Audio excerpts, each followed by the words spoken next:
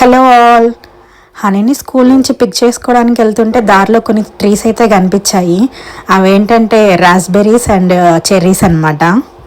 Daily అయితే ఈవే నుంచే వెళ్తాను కానీ బట్ ఎప్పుడూ అబ్జర్వ్ చేయలేదు. సడన్గా ఎందుకో కనిపించాయి. నేను యూకేలో ఈ ట్రీస్ని చూడడము ఇదే ఫస్ట్ టైము. చాలా క్యూట్గా ఉన్నాయి, కలర్ కూడా. స్ట్రాబెర్రీస్ అయితే ఇంకొంచెం పెద్దగా ఉంటాయి కదా, ఇవి రాస్బెర్రీస్.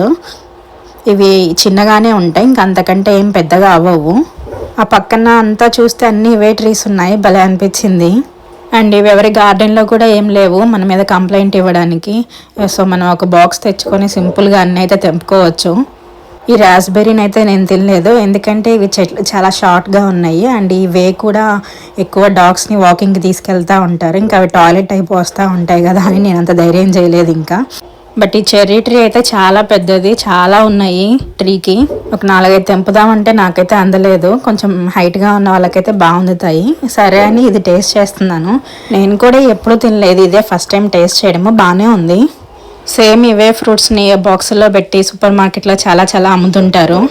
మేమైతే మనం రెగ్యులర్గా ఇండియాలో ఏం ఫ్రూట్స్ తింటామో అవే తెచ్చుకుంటాము. కొత్తవి అయితే ఏం ట్రై చేయలేదు.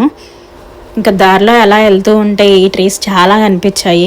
మేబీ సీజన్ అనుకుంటా, ఇప్పుడు బయటపడుతున్నాయి అన్నీ. స్కూల్కి వెళ్ళడానికి ఇది ఇంకొక వే అనమాట. చాలా పీస్ఫుల్గా ఉంటుంది, చాలా బాగుంటుంది ఈ ఏరియా అయితే. నాకు బాగా నచ్చుతుంది.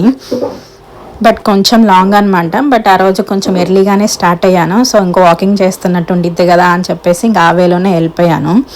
స్కూల్కి అయితే ఆల్మోస్ట్ రీచ్ అయిపోయాను. ఇంకా కొంచెం సన్నీగా ఉంది ఆ రోజు. ఇంకా పిల్లలందరూ అయితే బయట ఆడుకుంటూ ఉన్నారు స్కూల్లో.